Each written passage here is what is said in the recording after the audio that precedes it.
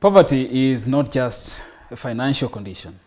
It permeates every aspect of life, shaping perspectives, opportunities, and aspirations.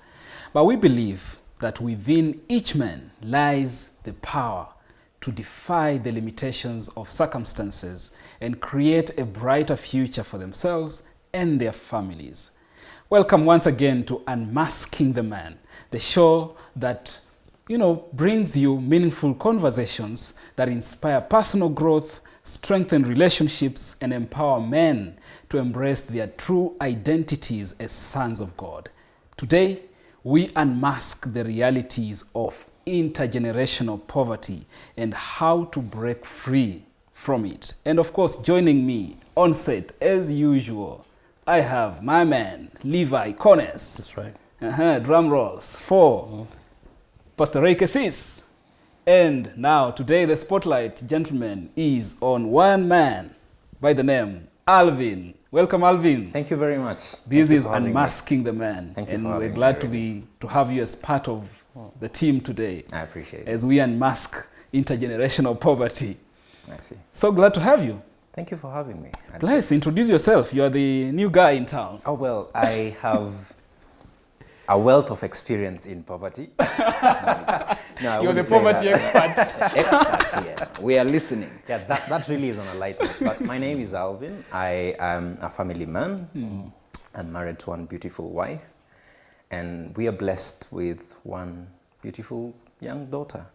And together we are figuring out how to break free and to defy those circumstances that you just talked about. Wow. Yeah. Beautiful. Welcome. Thank you. Sure. Thank you. Levi, there's someone who is seeing you today for the first time. Say something about yourself. Yeah, which camera?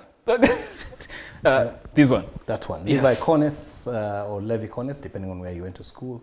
Family man, journalist, an author, and a man who is an extrovert. I'm a lover of life. Extrovert? Extrovert. All right. Yes. Are you? Yes, I am. Sometimes. Hence why I'm here. You see No evidence. this already is, we have said a lot of things on TV we should not be saying. Okay. Over all this. Thank you so much, Levi. Yeah. And you're welcome.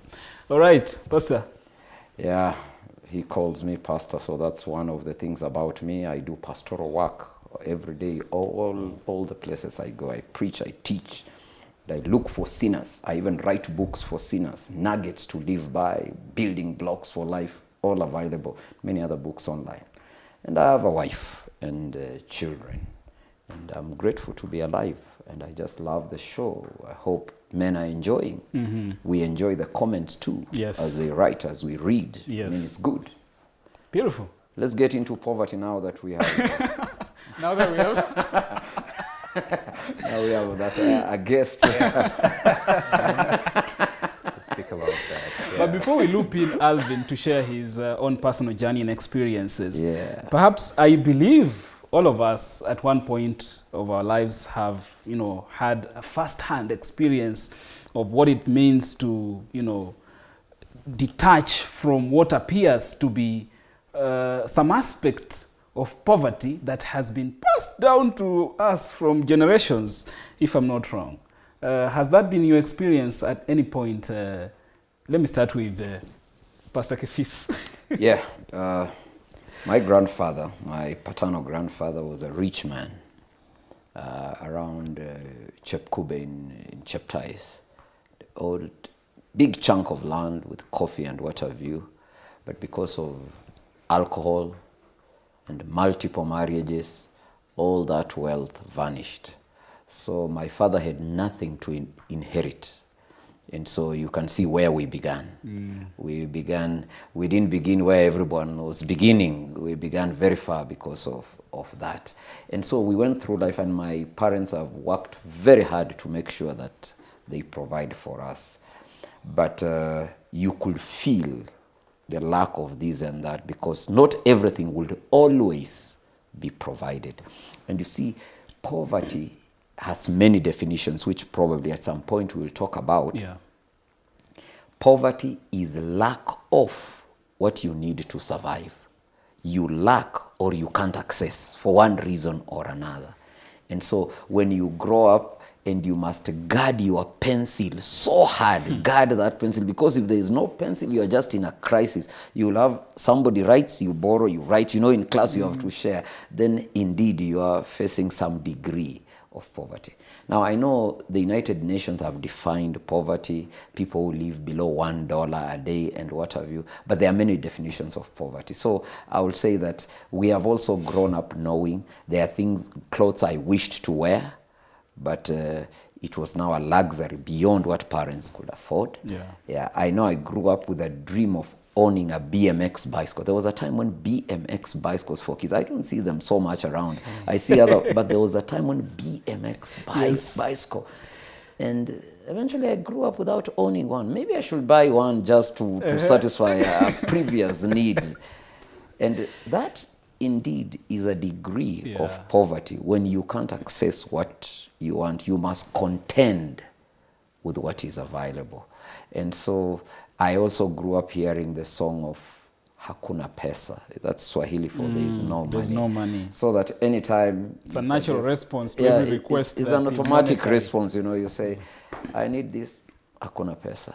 Or maybe you keep getting reminded when you destroy something, or do you think money grows on trees? And sometimes it's accidental.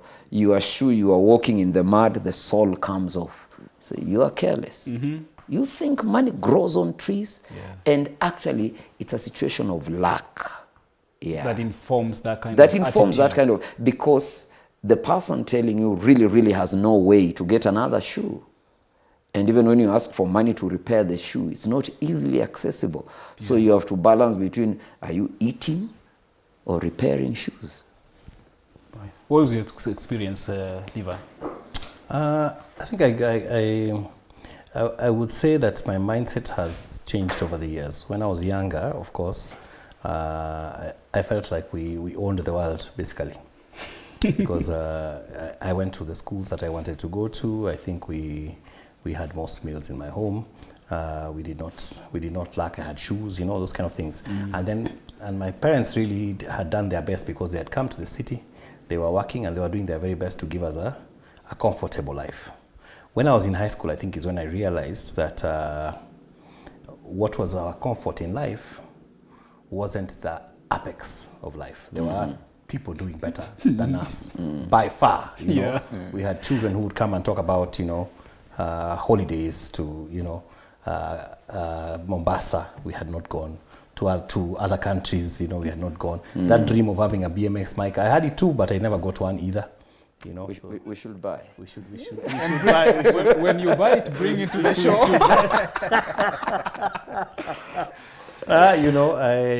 And so it hit me that we were not where I thought we were, and some people were much further. Even though, in our own way, we were better than a lot of people. But what I can say in terms of the generation thing that I noted in my home was the loss of property. What happened for us is, when my father went into politics much later in life, it cost us a lot as a family. The political sphere of the African setting is you put in all your resources and, you hope that people will, and, he did it not once, not twice, not thrice, 4 times. And the 4th time was especially bad, because it went with a house he was supposed to have been living in his retirement, went with, properties that he had, in a few places. And suddenly I found myself at a point where I now had to provide for my parents, who, although had acquired, were now in dire luck, And that actually threw me in a spin again, because I felt like, you have your own problems as a family man and you're raising, and then you see the problems of your family and you can get overwhelmed because poverty is staring at you hard in the face. And I think when we look at it from that aspect, like now I'm starting from a place personally where I don't have an inheritance. There's nothing I can really claim that will be passed on to me from my parents, and in that regard I'm a little bit more aware of what I need to do going forward. But like I said, the issue of poverty is, where you look at it. Of course, for some people they are really at the bottom of the stairs. they have grown up in complete lack and squalor. If you go to certain counties in our country, they can't even begin to talk about anything other than basic needs: food, shelter, water. The rest of us will consider poverty not being able to, to go for holiday. To get 2 pairs of shoes. To get 2 pairs of shoes, yes. And you feel you're poor. You feel like you're poor, it's for some of us. If you say, "What's your threshold?" For some people, when they have 1,000 shillings, it's things are bad. poor. For some guys, 100,000 shillings, things are bad. Yeah. I hear you. I hear you. And let me bring in Alvin. And of course, Pastor, I'll come to you later, because the conversation around money, poverty, wealth, the Bible is very articulate when it comes to conversation, this particular conversation. And even inheritance, it speaks so, passionately. God addresses that aspect very passionately, especially when speaking to fathers, to men, and in regards to inheritance. And some of us, what we are leaving for the generations to come is in the negative. Alvin. I'm glad that you're talking about what we have to get from our generational history is in the negatives. There's so many negatives you can get from intergenerational history. It could be an intergenerational curse. It could be intergenerational poverty, which we are now addressing. It could be intergenerational diseases, right? I know there's an episode here that talks about men, the man and diseases, right? And when you consider that wholesomely, you kind of get to a point where you appreciate what your forefathers did to be where you are now. Personally, my paternal grandfather was a night guard, right? And he had a huge family, a family of 12 kids. And for the 12 kids, including my father, to go to school was a struggle, because his preference was that they would rather tend to animals as opposed to going to school. So my father, out of all those odds, had to struggle to go to school, to take himself to school. And after that, he had done that and broken through that barrier. Now there's us, a second generation from my grandfather, who are looking at how better ways, like Kone said, right? There's levels to it. How do we bring that level to a higher up, where anyone else who's coming up after us will find better standards or improved, provisions, or they have something to take away from their forefathers, So like I've heard it being said around, you could either have had providence in the back, way back, and now things happened and now you do not have, or you could have had it and then you are the one to break through. Yeah. Or it's possible that you are even, trying to find a solution to what situation you find your family in from your intergenerational history. Right. Yeah. Beautiful. Yeah. Wow. And there's no worse situation of finding yourself like what Kones was talking about, where it is expected that, of course, you should be the one expecting to inherit something, but now you're in a situation where you're expected to give, even to those who you are supposed to inherit from, and you don't have even that. Yeah, and it's a very hard place to find yourself as a man, particularly if the standards of the community are that you must leave something for your children. Now, that's what God expects from us. Yeah. And many men find themselves under pressure at some point and say, what will I leave for my children? So some end up stealing, others, end up engaging in other criminal activities, trying to get something, or others even abandon the family so that at least there's no one to leave anything to, so that I'm not there. So it is a very sensitive place, because you don't want people to find themselves in poverty. But strangely, those who sometimes are in situations that are potentially poverty also aggravate the situation, one, by having so many children. Let me see it properly. It doesn't make things better. Then those who are able to manage their resources very well have very few children.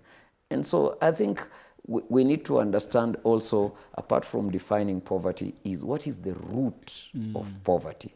So there is also a statement by Jesus that is of concern to us, when Jesus said, the poor will always be with you.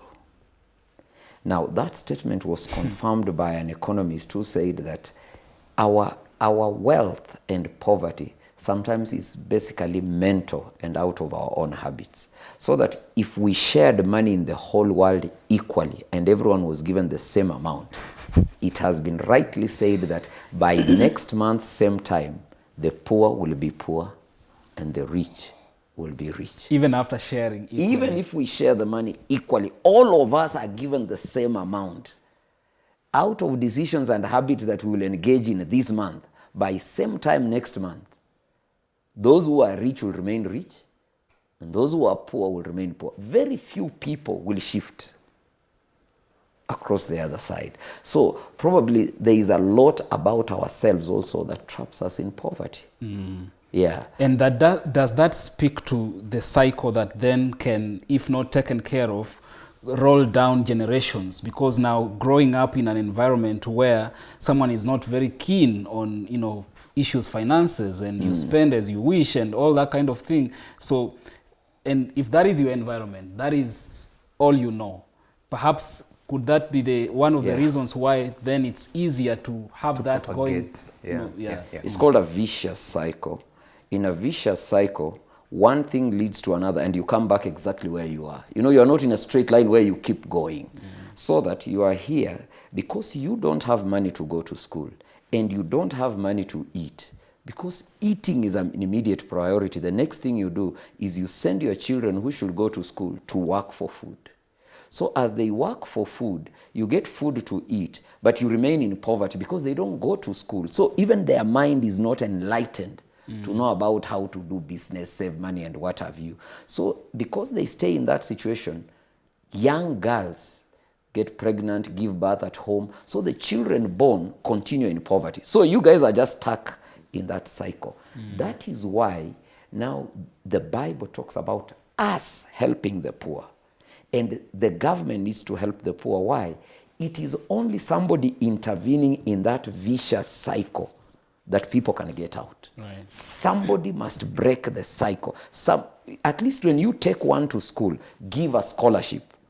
Break out. For example, Obama, president of US, the father got a scholarship to leave Kenya and go to America. Now that getting the scholarship got him out of that cycle. Now the question is, this generational cycle that people are stuck in, how do we help? Number one, there is mental liberation that goes through school. School at least liberates your thinking, you interact with other people. Number two, there are things that must be injected in the process to lift people out of poverty. You know, I don't know if free housing will help the situation. Maybe it will lift the people up, or, you know, providing jobs directly, and, you know, subsidies for the people, so that at least something is done to get people out of that cycle. Otherwise, the poor will give children, their children will not go to school, and they will give birth to children who don't go back to school. Some will engage in crime and get killed. They will get diseases. They can't afford hospital. So they will just be stuck in that. I mean, how do you get out? So, Pastor, you're saying that the liberation that comes with that is beyond just what I can do at a personal, you know, in a personal capacity. As much as I can be able, I might be having a lot of dreams, and, you know, I just wish to get out of this, but it's not enough to just dream to be, you know. See, the thing is, really, the buck stops with you to make a decision how to take your generation forward, right? You may have brothers, you may have sisters, but the buck stops with you. Why do I say that? Because you've had someone say, what was my grandfather doing when others were taking up land? Chunks of land. Chunks of land, right? What was my father doing instead of going to school, or instead of emigrating, if that were a solution, or instead of doing this and that, what were they doing, right? And then now that decision lies with you.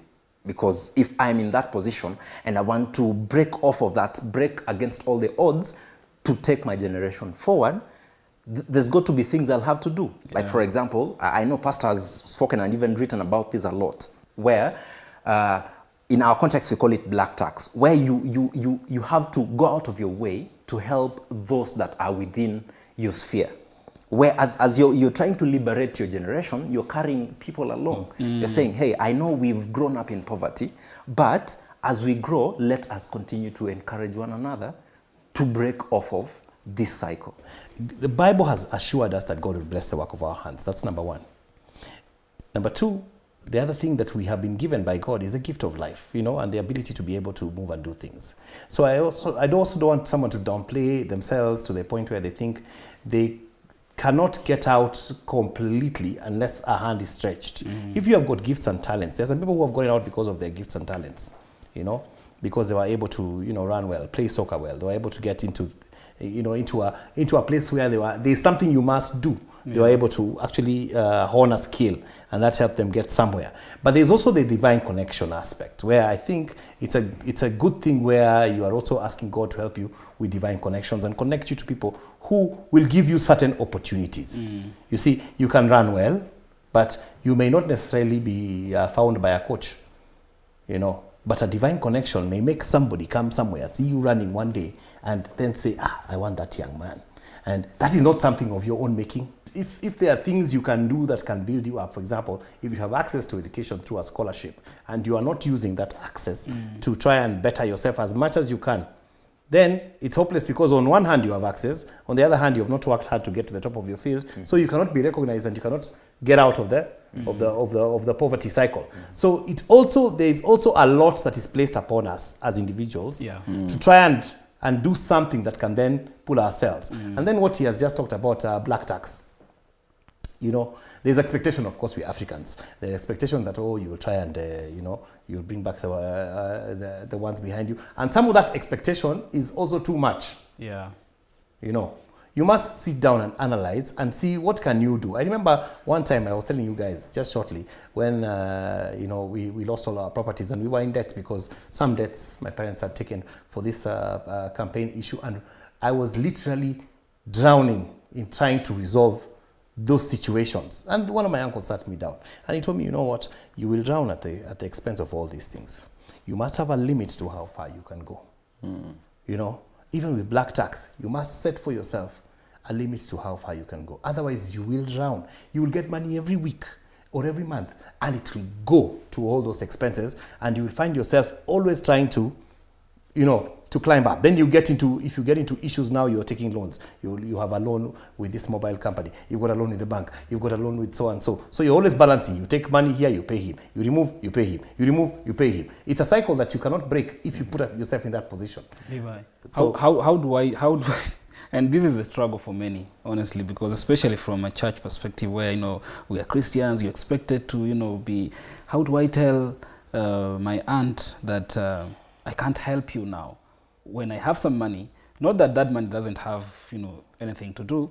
And then the next moment you're told, oh, your cousin is, you know, doesn't have school fees, and all those kind of things, you know, that you are bombarded with. So how do you draw the line? Where do you draw the line so that you're not entirely trying to build these... Let me ask you a question. When you have no money, assuming right now I asked you for 100,000 shillings and you don't have it, what would you tell me? I don't have. It's the same principle. Now in scripture, especially like in 2 Samuel, we see a family that is cast intergenerationally, where the curse goes in, if I paraphrase it, it says that in this family there shall be at least one, a leper, one, someone who is in need, one, someone who was discharged, or someone who is sick.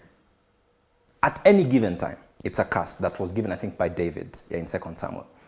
Now, if you look and consider anyone else born in that line, and they do not have, they're poor, and they're thinking, perhaps, what have I not done? What did my parents not do? But if you look at it spiritually, it's a curse that has lived its age over time. Yeah? And that's why Daniel gives a solution and says in chapter 9, when he prays, he says, my fathers have sinned. Please have mercy on us and remove this curse from us.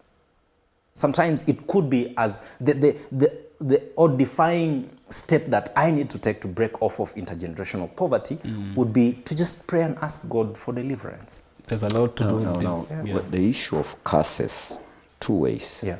Number one, there is a curse in the sense that you are in circumstances that have locked you, what we call a vicious circle.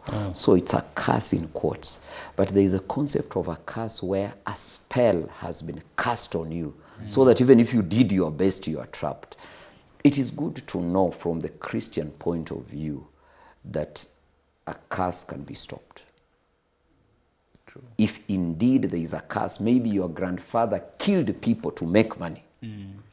And a curse was cast on the family, that curse can come to an end because there is a forgiving God and there is power of God. But now there is the other curse where you are just born in poverty. You found yourself born in the poorest country in the world. So you are just in circumstances you can't help. That way, somebody must either help you or one of you must sacrifice everything to get out. And people have gotten out. True. Like I told you, my father was born in a family where the father was totally wasted, inebriated. But what did he do? He went to school, worked hard, got a job, bought the land that he now lives in. He got himself out, but there was support. Allow me to say that there are communities also of poverty. Communities of poverty. Particularly communities where there is belief in witchcraft. That is a curse in that community. Where anyone goes to school, you are bewitched, you die. Anyone builds an iron sheet roof while everyone has grass thatched, you die. The solution to such things, my brother Justus, is relocate. Leave them in their village of witchcraft and poverty. Relocate somewhere else and live your life. Oh. Gentlemen, we are coming to an end. Do you want part 2? Yeah, I think this is a very poignant topic because it has so many tentacles, and you know, there's what he's talking about. You know, the you know, that generational curse, or the curse that has been put a hold, a spell that you cannot get along. There's what is the poverty mindset of self, where nobody in your family has ever succeeded, and so it has been passed down in generations that, you know, as we only reach Form 4, so you pass it to your son, he passes this to his son, and when you get to Form 2 and physics is difficult, you drop out, and so you feed into that, into the narrative that you only reach, you know, you can only go this far. You can only go this far, you know. So there's also that it's debilitating because it's self-imposed, and there you are stuck in it, and you're unable to get out, because there are many things people do, the successful people, to get out of poverty, because there are so many, as Yaseful said, there are so many people who have come from literally nothing, truthfully, and made something out of their own, of themselves. Say no more. We'll be right back with the part 2 of intergenerational poverty and breaking free from it. See you again on the next episode of Unmasking the Man.